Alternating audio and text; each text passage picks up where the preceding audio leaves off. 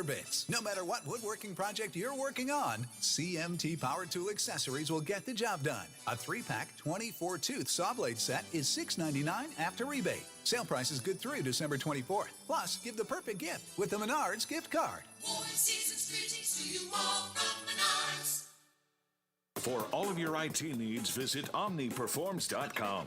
Omni Strategic Technologies, the only IT company that the watchdog trusts. Plumbers and Steam Fitters Local 83 want to thank the owners and contractors of the Ohio Valley for using their locally trained workers to help build for the future. Local 83 helps design, fabricate, and build the gas infrastructure for the oil and gas industry here in the Ohio Valley. Plumbers and Steam Fitters Local 83 is 300 members strong and growing. They also do residential, commercial, and industrial work on both sides of the river. For more information, call Plumbers and Steam Fitters Local 83 at 304-233-4445. Highland Sports Complex is the coolest destination for sports and entertainment the Ohio Valley has ever seen. Pop in for some open basketball in our field house or reserve some turf time for your next practice or game on our synthetic fields. Online registration is open for development classes and leagues for youth and adults. Highland Sports is also the hottest destination for birthday parties and other events. So come challenge yourself on our play climb and enjoy your favorite virtual reality game in the arcade. No memberships required, so visit highlandsports.com to find your next entertainment experience and get ready to reach new heights. Toyotathon is on, making now the best time to reserve one of the all-new additions to the 22 Toyota lineup, like the first ever Corolla Cross, with available all-wheel drive and more space and efficiency than ever, or the all-new redesigned Tundra with uncompromising full-size power. Visit your Toyota dealer today or go online to buyatoyota.com, the official website for deals. But hurry, Toyotathon ends January 3rd. Toyota, let's go places. From the Watchdog, here is your local weather forecast for your Tuesday. Sunny, high of 50. Tonight, clouds will be increasing, low of 36. And for your Wednesday, expect mostly cloudy conditions with a high of 55. And that's your local weather forecast from the Watchdog. The views and opinions expressed on the following program are not necessarily those of this station or its sponsors.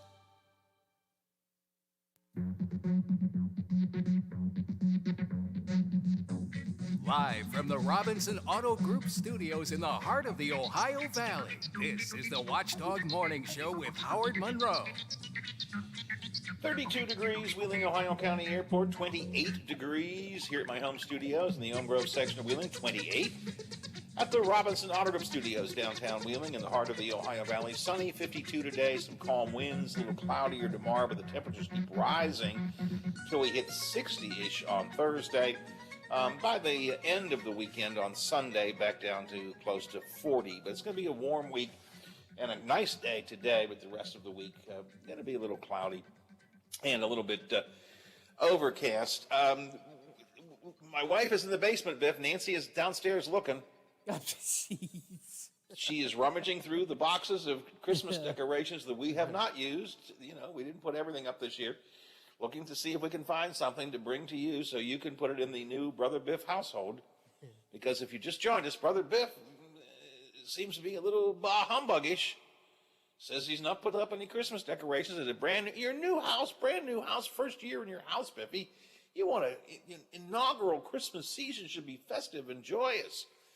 I'm bringing you a tree tomorrow. I'm telling you, pal. When I come down tomorrow, there's going to be a tree for you. I'm not going to Top Notch and cutting one down, or not going to the Fisley Farms, with my chainsaw. I don't mean that, but I mean a little tabletop tree. And, maybe if I can find one that plays "Oh Little Town of Bethlehem," or something like that. But we're gonna get you one way or another. One way or another, we're gonna get you decorated. Some of the listeners, actually, we're getting some differing points of view off our text line at 304-214-1600, 304-214-1600. From one of our listeners, Biff, just a tiny little tree. See, you just need a tiny little tree. You wouldn't have to get a big one, just a tiny little tree. On the other hand, here's another text. I support Brother Biff. The extent of our decorating our house is leaving the Christmas cards up from 3 years ago on the wall, says the texter. We do all of our Christmas and all of our decorating at Mom's. You know, I get that. I mean, Biff, probably a lot of your Christmas season will be spent at other people's houses, right? You'll be your dad's house and so on, right? So that'll be where you'll spend your Christmas time. And I get there, but you got to have some decorations. You got to, I mean, I ain't kidding you. I'm bringing you a tree tomorrow. Going to be a tree. Whether it's going to be one that plays a song or not, that depends on whether we can find one. And you've given my wife a purpose this morning. She's in the basement, rummaging through the boxes that we didn't use, looking to see if she can find you something. We're gonna give the Christmas spirit to you, whether you like it or not. It's gonna happen. I'm telling you. And Biff, when we're done, you'll be happy that we did. You may not say it on the air, but you'll be happy. You'll be thinking, I'm glad I have Christmas spirit here in my house. And if I don't bring you something, I'm sure Steve from St. C's coming over tomorrow night. Oh, I wouldn't put it past him after the game ends. I'm sure. You don't want that. I mean, you don't want that. Because I would just, bring you a tree and make a little joke. I'm afraid Steve would just be relentless about it. Yeah, I could see it happening. Also off the text line this morning at 304-214-1600. And by the way, do you think Biff should get some Christmas decorations up? Text me at 304-214-1600. Or do you support this listener who says, I support Brother Biff. We do decorations in our own way. Do you think Biff is bah humbug? Or do you think it's okay? He's got other ways of celebrating Christmas. And remember, you've talked often about planning to go to church for Christmas Eve or Christmas Day. So you will celebrate the season. You will be with your family. You just need to have some of the lights somewhere, at the house. And just don't want you to be bah humbug. Text me and let me know what you think Brother Biff should do. 304-214-1600.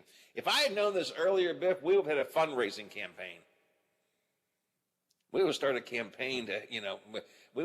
campaign to raise money to get you decorations and have a decorating party. And I would have supervised that decorating party. The other thing that I got a text about earlier this morning, which was really appreciated, a woman, I assume it's a woman actually, I don't know that, sent me a text earlier today and said, good morning, Howard. I listened to your show for a number of years. But the reason for this text is that my mother, who passed away 2 years ago, listened to you every day. I can remember coming to the breakfast table and her radio having your show on, even her later years when her health failed her. And I said to Biff, that is something I have had said to me over and over again over the decades that I've done this show. My mom used to listen to you. But at least everybody's mother seemed to listen to me. But usually it becomes a generational thing, and I appreciate that. Here's another text this morning. Mr. Monroe, my grandmother introduced me to your radio show back when you worked at WAMP. I remember Swap Shop. I did the Swap Shop. I'm 56 years old now. She says that like that's a terrible age to be. Wait till you're 68, ma'am. 56, you seem like a pup to me. Merry Christmas to you and Biff, Howard. So thank you. So mothers and grandmothers, but and generation after generation, have just been listening to moi. I think a lot of it's because the radio dial probably is broken on the radio at home, and they just don't know how to find something else. It's just could be wrong, but that's what I'm thinking. All right, every Tuesday around this time, we take a look at a couple of the national stories, international stories with our national correspondent and Pentagon reporter, Tom Squidieri. Tom is here with us this morning. Good morning, Tom. Good morning. Happy Tuesday. So, Brother Biff just bought a new house this year. New house. He bought a new house. He's living in his brand new house. Your first home, right, Biff? This is your first home of your own, right? Yeah, first time owning.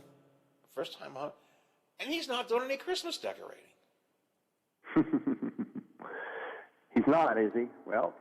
And I and some of the listeners here are a little distressed about that, and we're going to try and help him out. I'm going to be in the office tomorrow for a little while. I'm down there every Wednesday. I'm bringing him a tabletop Christmas tree. He needs some decorations. I don't want him to be a bah humbug. You know what I saw the other day, Howard? I saw a rosemary Christmas tree, a small tabletop tree made out of rosemary. That sounds cool. That sounds cool. It's very nice. It smells nice, too, you know, so there you go. Yeah. You can eat it Well, when you're I'm gonna done with it. You can cook it when you're done with it. There you go.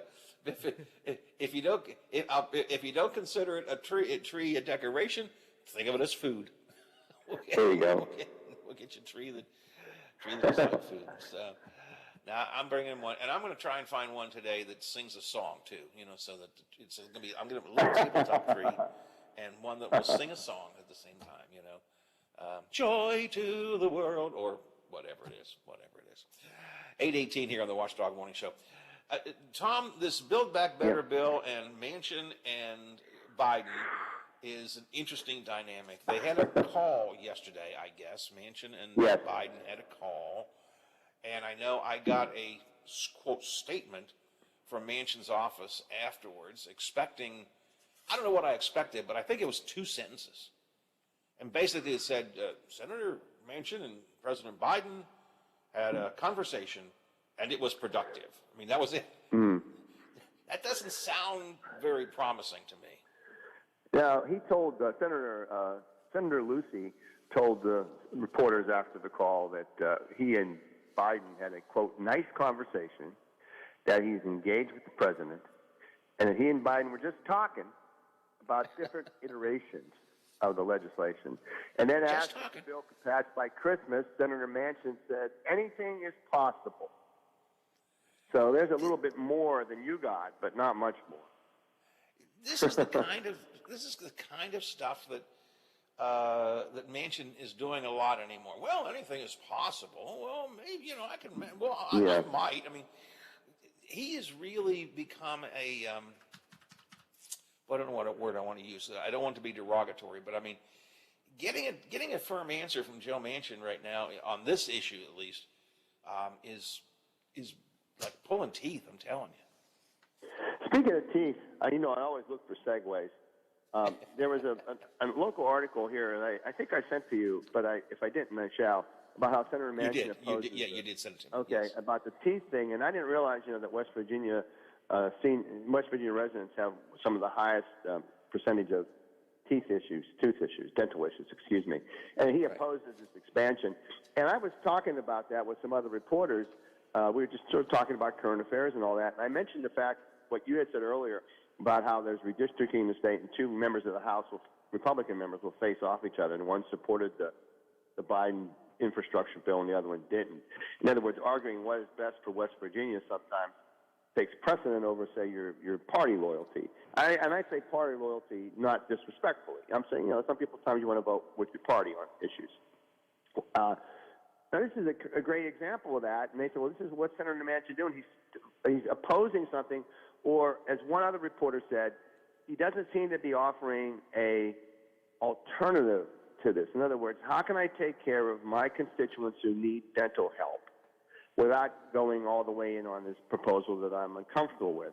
That's a fair position to take, this other reporter notes, and I agree. And she went on to say, you know, but I don't see anything from Senator Manchin as an alternative. I think, Howard, that's a good issue right there. When you say, what you keep saying no, but you're not saying what about this way that other people can probably get on board. In other words, you had said a lot of time as he was governor, and I brought this up, I looked very smart thanks to you, that when he was governor, he found ways to bring people together. He's not doing that now, as you pointed out. Yeah, I mean, that was his hallmark. I mean, it was an image that we always had in our mind. He would bring everybody into a room and lock the doors. And he'd say, guys, we're not leaving this room till we have some kind of an agreement among all of us. And he was able to twist arms and cajole and, you know, and get that done. That was the kind of governor he was. Of course, you don't have that kind of power. You don't have the executive power as a senator that you do. As a senator has to be more collegial as opposed to more authoritative. But the point that you're making there, which I think is correct, Senator Manchin, at some point to me, and I've said this over and over again every time I talk about it, because I've always really liked Joe Manchin, and we've always had a good relationship. And not always. But most of the time, we've had a good relationship, a very good relationship. But he's got to, at some point, tell us what he wants. I mean, unequivocally, here's what I want. I want this out. I want this in. I want this to be the dollar figure. That's what I can vote for. If you can't give me that, I can't vote for it. I mean, and instead, it's all this dancing around, and that it's not a good picture, not a good image for him in my mind. Well, you said something a couple seconds ago that struck me as you said the governor has a lot more power than a senator because of the nature of the position, and I agree with you. I would add, however, that perhaps Senator Manchin now has, for the moment anyway, much more power than the average senator because of the position he is in, especially with the Democratic Party, where he could do what you just said, saying, listen, we've talked about this for 4 months now. Here's what I really want. And then the other side could say, what else can you accept? What can you sort of hold your nose and accept as part of what we give you so we can bring some other people on board? And he could say this, or that, or not say that. But that's power. That's power right there. It's not perhaps the governor's power, but in a place like we need 100 senators, as you point out, that is a moment of power for a senator. Yeah, he does have a great deal of power. Maybe, again, I don't want to get in trouble. Don't get in trouble, Howard. Don't get in trouble. It's Christmas. Part of me thinks it's going a little bit to his head, to be honest with you.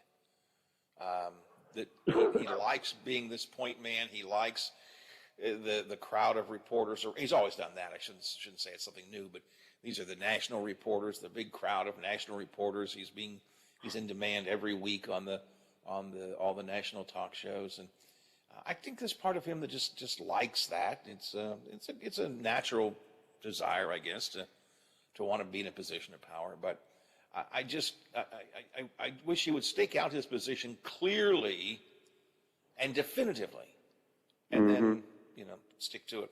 I thought yesterday, when we knew ahead of time that he was going to have a conversation with President Biden, I really thought this was the deal-making time. I thought that's what's going to happen.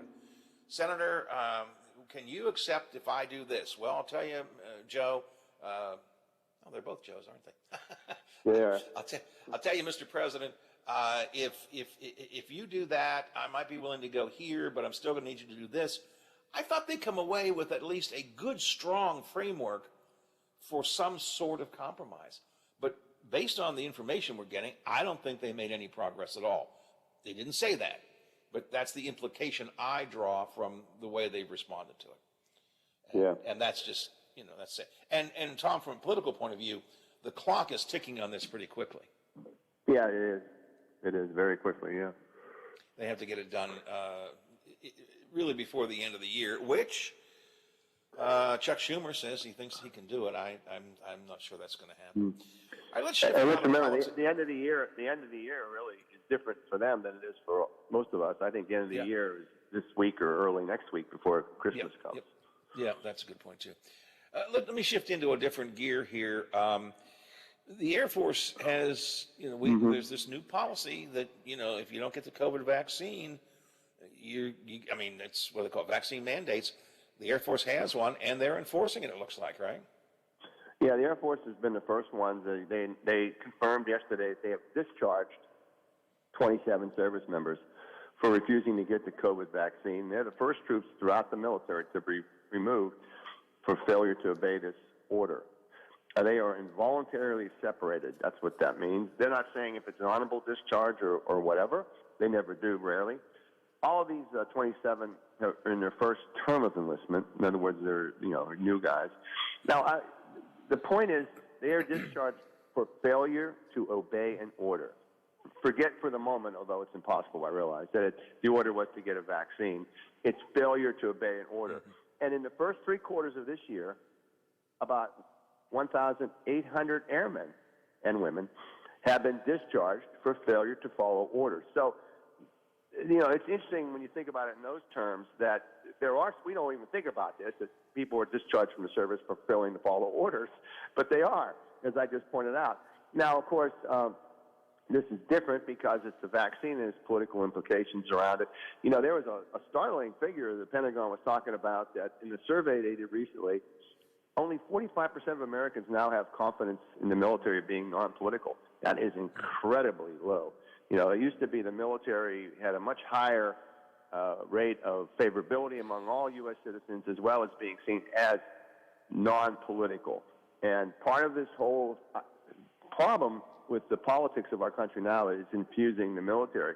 And of course, as you and I both know, we're not going to pretend otherwise, there are politics surrounding the COVID vaccine, which has infused. Now, interestingly enough, Howard, these 27 members, if my information is accurate, none of them appealed, for a waiver or anything like that. They just said, I'm not doing it. So that's So not, they didn't. seek a It's medical. not like they applied for a religious waiver or something and it wasn't granted. They just said we're not going to get the. It is interesting, and I didn't realize that. And I'm really glad you've helped me understand this a bit better. It's not that they didn't get a vaccine; it's failure to obey an order, which the argument in the non-military world, the civilian world, is, I have freedom to do what I want to do. That's the argument you hear from the anti-vaxxers. In the military world, you don't. You follow orders, period, or else. And it's regardless what those orders are, unless you believe them to be unconstitutional. I think you can refuse to obey on unconstitutional ground. But and then you have a hearing. This is failure to obey. This is not getting a vaccine. This is failure to obey an order. It could have been an order to, I don't know. It could have been an order to pick up trash or something. I guess it wouldn't get discharged. Well, to your point about so you can obey an order you feel was wrong, like unconstitutional or inhumane, or this is me speaking not in military legalese, to be clear. Right. And then you often have a hearing, okay? And then they started hearing whether or not your objection to that order is justified, was justified. Doesn't mean you still won't be punished, but it can mitigate what happens to you. There wasn't even a hearing for these individuals. They just said, nope, we're not doing it. No, and as I said. Now, and just a little more data. About 1,000 Air personnel, men and women, have refused the shot, and about 4,700 are seeking a religious exemption. As of last week, I'm looking at the Air Force data they sent us. 97% of the active duty Air Force have gotten at least one shot. Now, the Air Force is the first. November 28th, just 2 weeks ago, was the deadline in the Marines and the Navy to get vaccinated. And so they haven't taken any action. Those service branches haven't announced any actions yet on those who have refused. Nobody, to the best of my knowledge, this may change every day. None of the branches have granted religious exemptions yet. I did a little bit of research on this, as did others, and there are very few religious exemptions that actually exist. Most of the religions that Americans follow, and I say most, their leadership or the heads of those religions have come out in support of the vaccine, or either said there's nothing here to prevent you to get it. It's your choice. In other words, there's no religious barrier to getting it. So that's going to be a hard one. There are medical exemptions being granted in all four service branches. So we'll see how this plays out. It's going to be it's really going to be interesting. You made a point in the conversation, which I think is a really important one. The support for the military is not what it used to be, or belief in the military. I'm not sure how to phrase that. But I'm not going to put it all on Donald Trump himself. But the Trump years diminished respect for all institutions in our society. Politics, the media, and even the military. Somewhere along the way, particularly in those last 4 years, there's just been a deterioration of respect for our institutions and our traditions. I'm not going to lay it all on Donald Trump himself, but certainly during the Trump era, we've seen that happen, and as a result, it's hard to know who to look to, whom to look to. Yeah, that's one of the reasons why the military has always been proud of its role as non-political, apolitical, because people did look to them as an institution, as you just said, that they trusted. Look, I've been a journalist for a long time, and I remember covering stories going out to the mountains of Arizona after the Oklahoma City bombing, where people who didn't trust the government lived, to be far away from the government as possible. There's always been doubters of the government. But over the last couple of years, as you point out, Howard, no one believes elections. I say no, but I'm exaggerating. Election results are all fake, the fake news. There's all this doubt now about the institutions.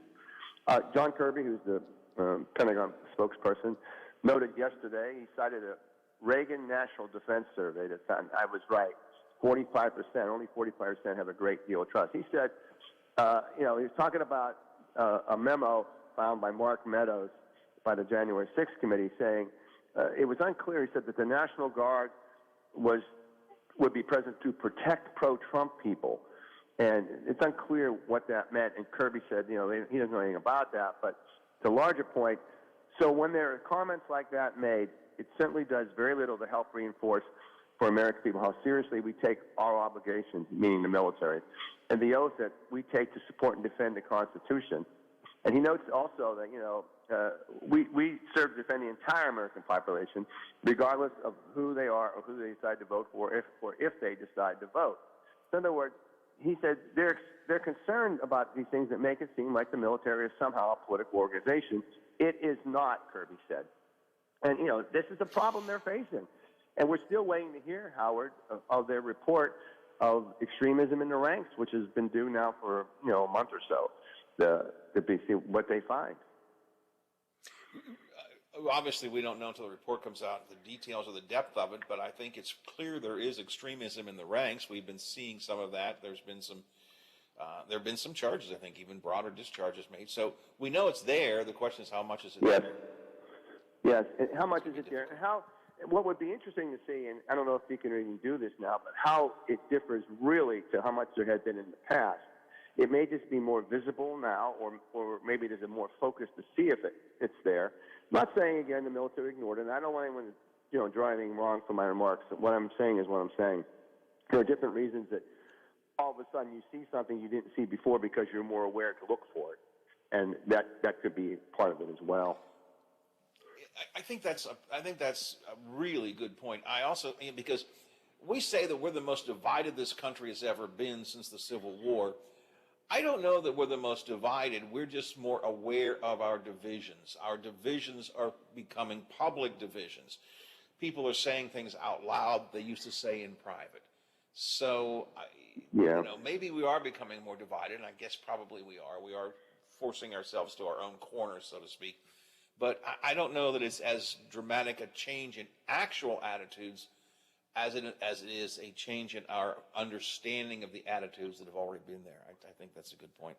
Tom, I have so many other things I want to get into today, Ukraine and some other stuff, but I'm out of time. I'm out of time for now, so we'll catch up again. I appreciate your time. We might need to do a special, we might need a special show on Ukraine at some point, Howard. It just keeps getting more and more layered. We don't have time in 15 minutes, I think. Yeah, we should do that because there's rumors of a big military aid package that might be coming out that I guess we're not sure about, right? Correct. So, all right. Well, you have a great day. Thanks again for your time. Appreciate being on your show. Thank you, Tom. I appreciate it. Tom Scudieri is our national correspondent, Pentagon reporter, a former award winner for USA Today and many other places. He's been foreign correspondent in many parts of the world, and he is with us on Tuesday mornings. It's 8:35, 25 till the hour. This is the day we're making Biff have a Christmas. This will be a day that will go down in history. This is the day we're bringing Biff a Christmas.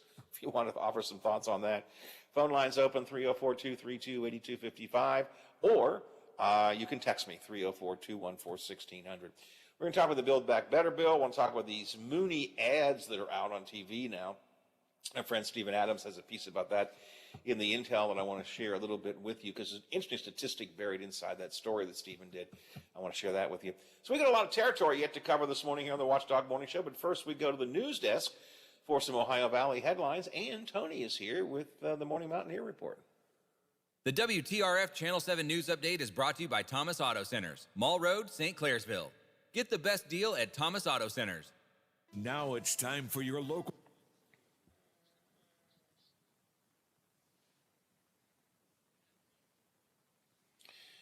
Yeah, are they online yet? Yeah, Adam Stark, I think it is, yeah.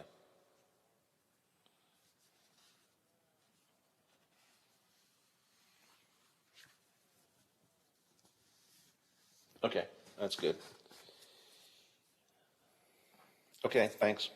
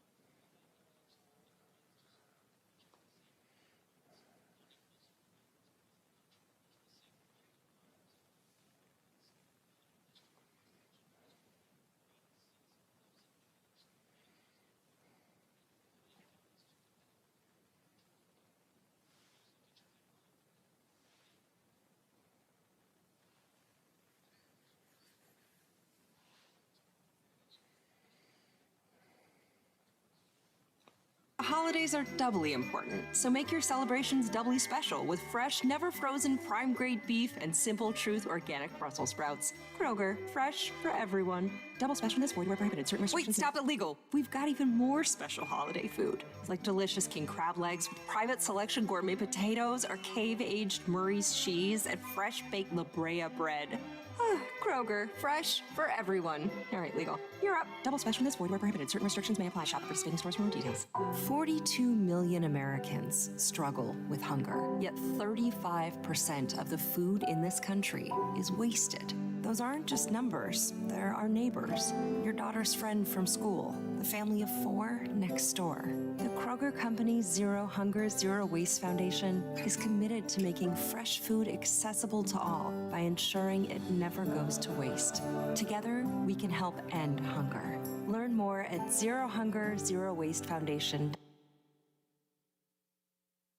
I said a hip hop, the hip it to the hip hop. You don't stop the rocket to the bang bang boogie. Say up jump the boogie to the rhythm of the boogie beat. 1 Million, Fragrance for Men by Paco Rabanne.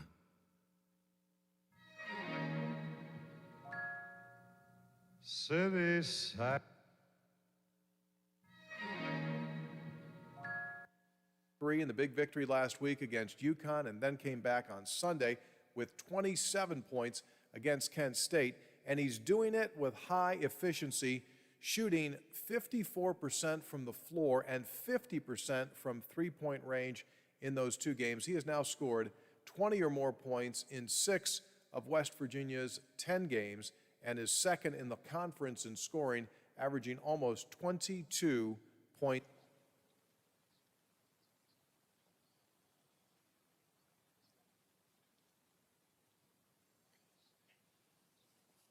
College basketball this season. As for the Big 12 as a whole, the league again considered to be the best in the nation. It has won 84% of its non-conference games, 7-4 against top 25 teams. The Big 12 is 20-8 in games against the ACC, Big East, Big 10, Pac-12, and the SEC. And conference teams continue to battle this week, one more game in the 3rd ever edition of the Big East Big 12 battle, and right now the Big East has a 5-4 lead. That is today's Mountaineer Report, brought to us by Kroger, the official grocer of WVU Athletics. I'm Tony Caridi on the Mountaineer Sports Network from Learfield. Are you traveling? Working a little bit too much? Is your fur baby starting to get a little shaggy? Let Dirty Paws be your one-stop shop for all of your pet care needs. Stop in and see us at 202 18th Street, or give us a call at 304-639-7754 to schedule your appointments for dog grooming, doggy daycare, and dog boarding today. I'm Josh from Panhandle Cleaning and Restoration. I hope you are staying healthy. We continue to respond to structural, fire, and water emergencies. We are combating COVID-19 with our highly trained staff and latest disinfection systems, providing preventative and reactive disinfection to facilities around the region, while working with area hospitals on isolation areas and air filtering. At Panhandle, we continue to follow social distancing and hygiene protocols. We are dedicated to our community, and together we will get through this. Attorney Tom McIntyre. Life. It may knock you down, but you don't have to stay that way. I'm Tom McIntyre. I'm a bankruptcy attorney, and Okay, Doc. Thank you. We can get to him. If you want me to do a second break, I'll get him out early if you want to do that. It's up to you.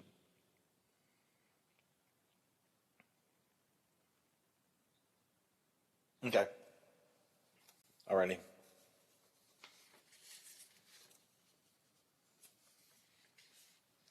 Most of us are faced with uncertainty every day.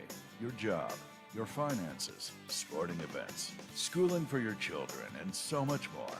With so much uncertainty surrounding you, there is one auto dealership that you can be certain about, and that's Doan Ford. You can be certain that you always get a great deal and the best service afterwards. Being in business for over 50 years has given Doan Ford the reputation of being a strong, reliable dealership. Be certain. Choose Doan Ford. Online at DoanFord.com. I'm not buying till I check Down Ford. You're never too far from the most local programming in the Ohio Valley. Find us here. AM 1600 and 1370, FM 98.1 and 97.7. We are the Watchdog. The Watchdog.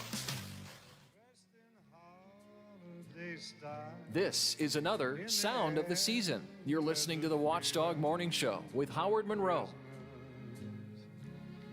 Children laughing, people passing, meeting smile after smile, and on every street corner you hear. Now, Brother Biff, doesn't that song put you in the holiday spirit? Doesn't it make you think Christmas? Come on, silver bells, silver. Doesn't that make you feel Christmassy, Biff? Yeah, I was already Christmassy. But doesn't it make you feel like maybe you should decorate your house? It makes me feel Christmassy. Brother Biff, a brand new house, first-time homeowner, and he doesn't have any Christmas decorations up. I'm bringing him a little Christmas tree tomorrow, I'm telling you. When I come into work, it'll be a small tree. Although I got a text on my personal text line, Biff. Why buy Biff a little tree, Howard? Talk to the DePlagas. They'll get him a big one. You know, I'm not going to push that hard. I think they're it's slim pickings over there now at top notch. So, well, you could rescue one of those last little lonely trees, you know. But I get your point. You don't want to you don't want to go to the effort of decorating it and undecorating. But so I'm going to get you just a little tiny tree to put on a tabletop, and it'll sing a song.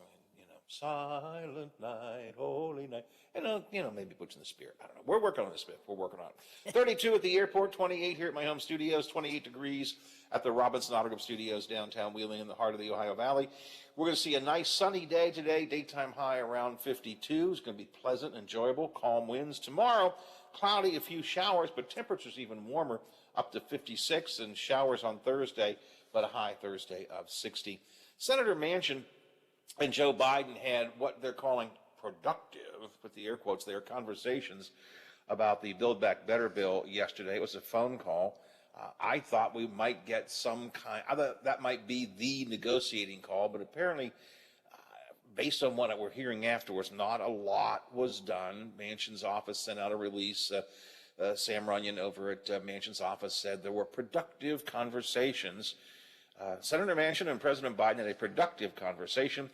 They'll continue to talk over the coming days. Manchin still says among the things he's worried about is the cost of the bill, what it does to the deficit, some of the programs in the bill he doesn't like, and he's worried about inflation. So we have spent a lot of our time on this show talking about the Build Back Better bill. I wanted to continue a bit of conversation about that.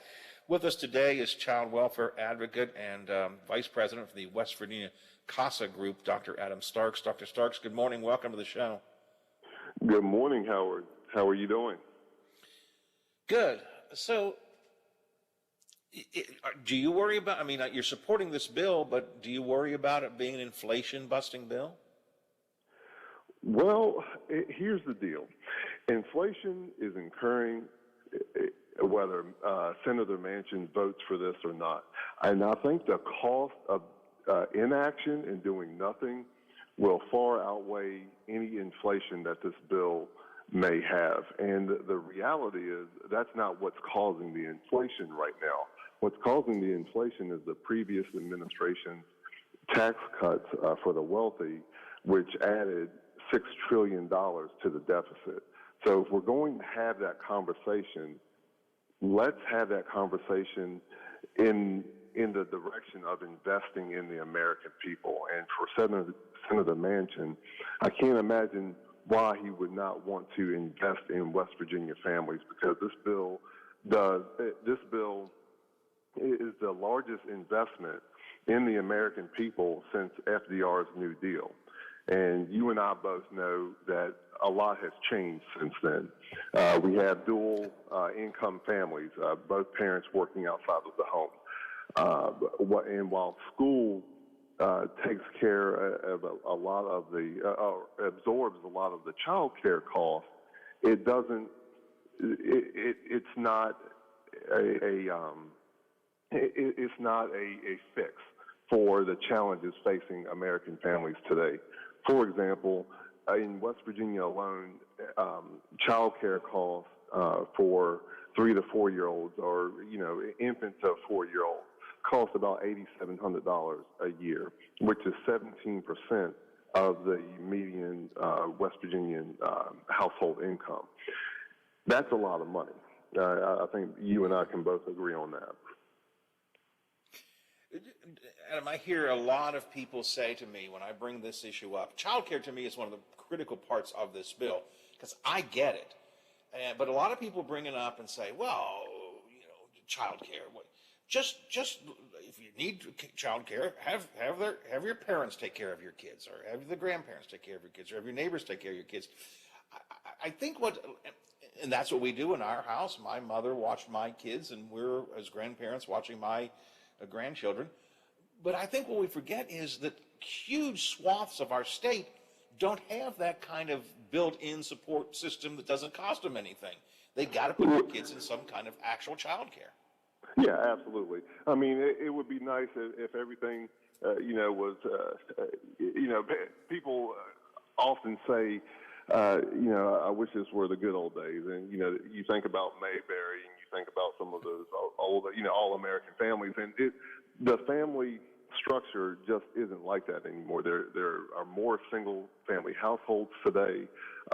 Families are spread, way more spread out. I mean, you may have a grandmother living in Ohio, and the father may be outside of the home working, 2 jobs, or the mother may be working as a waitress or a nurse, and there's no one to take care of that kid except child care. And you have to have, whether it's after school programs or child care, before dropping them off before work, whatever the case may be, they are paying a good portion of their income to address this need. You can't just leave the child at home, obviously. I'm a Gen Xer, and, we were often termed as latchkey kids, and, we were home, but I wasn't home alone at 2 and 3 years old. This was during my teenage years after school, when we didn't have as many after-school programs. I grew up in a rural area in Virginia, much like where I live here now in Barber County, and I see families struggling and wondering how they're going to pay for daycare, or how they're going to put that next meal on the table, or how they're going to afford clothing for their kids. This bill cuts upwards of $103 a week, per family. Per month for each family, and that's huge savings, and that's an investment worthwhile in West Virginia families. Folks need to run the numbers sometimes and say, all right, if childcare costs this, how many hours of I don't say a minimum wage job, what, a 17-hour wage job? How many hours does it take to pay for that childcare? You start running those numbers, and then you say, all right, and then you got to buy food, and you got to do this, you got to do the other. I don't think we stop and run the numbers enough. Adam, what I find interesting, and you alluded to this a minute ago, it seems to me, I prefer to talk about the impact, not the politics of this stuff, but sure. It seems to me that we are having much more debate and disagreement over this bill than we ever did over Trump's huge tax cut for the wealthy bill. It kind of, there was some debate, I don't want to say none, but it kind of came in, it got passed, and that's the way it is, as Walter Cronkite used to say. We're fighting tooth and nail over this, and that's politics hard at work, I guess. Oh, yeah, absolutely. You look at the wealthy, they play by a different set of rules. And that's no secret. But West Virginia and Appalachia have been exploited for far too long. We're among some of the hardest working people, and have been for generations. And people, especially West Virginians, pride themselves on that. So with all of these resources flowing out of the state, whether it's natural gas or coal, West Virginia should be among the richest states in the nation. And we're not. We're not because we're not investing those resources back into our communities. And that's where Build Back Better comes in. This act will finally invest in the American people. The wealthy, they're going to be okay. The Elon Musk and Jeff Bezos of the world, they're going to be okay if we raise taxes on them. Because there's only so many super yachts you can buy. There's only so much money you can store away in offshore accounts. Funds should, and this isn't punishing them for being successful. And that's the argument that you'll often hear. You know, this Trump tax cut was supposed to create more jobs. And that's what they always say, you know, the trickle-down effect. The trickle-down effect, it just simply doesn't work because you look at how inflation is taking over now. It doesn't matter if it's a gallon of gas or a gallon of milk. American families in West Virginia's wallets are hurting. They're feeling the pinch. And right here at the holidays is the worst possible time for this. And guess what? The Build Back Better plan hasn't even been implemented. So the conversation is just disingenuous at best and false at worst because the rich, those tax cuts for the rich and the constant investment in the wealthy in this nation through tax cuts, that burden comes back on the everyday average American in West Virginia. I often say on this show, Adam, listen, I am absolutely not opposed to the wealthy and the rich. I'm not. I'd like to be one someday. Me too. my time is running short, but I'd like to be rich someday. So I'm not opposed to people having huge amounts of money. I am concerned about the growing inequality in wealth in this country. As the very rich get very richer, the lower and even middle class are dropping further down, and what used to be that really nice bell curve of income has now, become a giant chasm between the two. That's the issue. Not that the wealthy, I don't want to punish them. Most people who are successful have worked hard at it. I get that. But so do people who don't have the ability, who haven't found themselves in the position of being particularly wealthy, and I think that's the issue. What's interesting to me is, you mentioned trickle down, for example. We have over and over again, in this state specifically, and of course across the country, we have seen the trickle down never trickles down. We have history with it. It doesn't work. What's interesting is we have history with this Build Back Better bill with something that does work. We have had, so far, thanks to the previous COVID acts, and the child care tax credit that has helped. We have numbers on that already. It just has been, 18 months has been in effect or whatever. It's actually helped raise people's lifestyles up dramatically. I've talked to people who said that child care tax credit's been important. The Build Back Better bills wants to extend that to keep the success that's already being seen going. We have history with this. Right. Yeah, absolutely. And it's astronomical how much of an impact that just that $300 a month tax credit helped, because you're talking about 50% of children being lifted out of poverty. Now, in the richest nation in the world, that shouldn't have even been an argument. This is something that should have been handled 30, 40 years ago. But the fact is that it hasn't. And now, like you said, we have evidence that this works. These children don't have to worry about, and families don't have to worry about where their next meal is coming from. They can take a breather because the science shows that poverty changes the brain, and that caps our potential. I'm always proud to say, as a foster child success story, one of the things that I pride myself on is my upward mobility. That story is becoming less and less possible in America, and it starts at the top. You look at CEO's pay, which was about 20-1 shortly after the New Deal. And now, today, fast forward 100 years, it's 365 to 1. As we said, that money is not trickling down. It's being invested elsewhere. It's being hoarded elsewhere, and we're not investing in the American people. Build Back Better means affordable child care and health care. That's something that we should invest in. And the inflation is occurring now without that implemented. It lowers prescription drug costs. Again, drug costs has skyrocketed. Look at insulin. I mean, something that can save a life went from, being $20 to $660, or somewhere in there. And people are rationing their drugs. That should not be the case. Again, home care for seniors is another one. Good jobs in renewable energy and healthcare. And like we said, the extended child tax credit, I cannot imagine for the life of me why we are still debating this much-needed investment in social infrastructure. And I know, Senator Manchin said that, that's not as important as the hard infrastructure, which he voted for, and I congratulate him for that.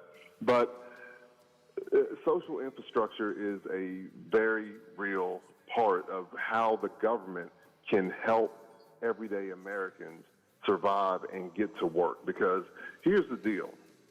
Inflation, if we're talking about inflation, we have to look at the fact that we live in a consumer economy, a consumer-based economy. If people aren't buying, the economy tanks. And so if people can't afford to buy... Adam, the clock tells me I'm out of time. There's so much more to talk about, but hopefully folks will take this to heart. Let Senator Manchin know what you think. I do say this about Senator Manchin. I've known him for a long time. He does listen. So people need to make their opinions politely but firmly known to the senator. Adam, I have to run. I thank you for your time and for your efforts and for your work today. Perhaps we'll talk again, all right? Yes, sir. Take care now. Bye-bye. All right, I got to go. 9 o'clock. ABC News is next. Actually, it's already in progress. The Watchdog is FM 98.1, AM 1600 WKKX Wheeling, FM 97.7, AM 1370 WVLY Moundsville. The ABC News is brought to you by Thomas Auto Centers, Mall Road, St. Clairsville. Get the best deal at Thomas Auto Centers. He also disclosed.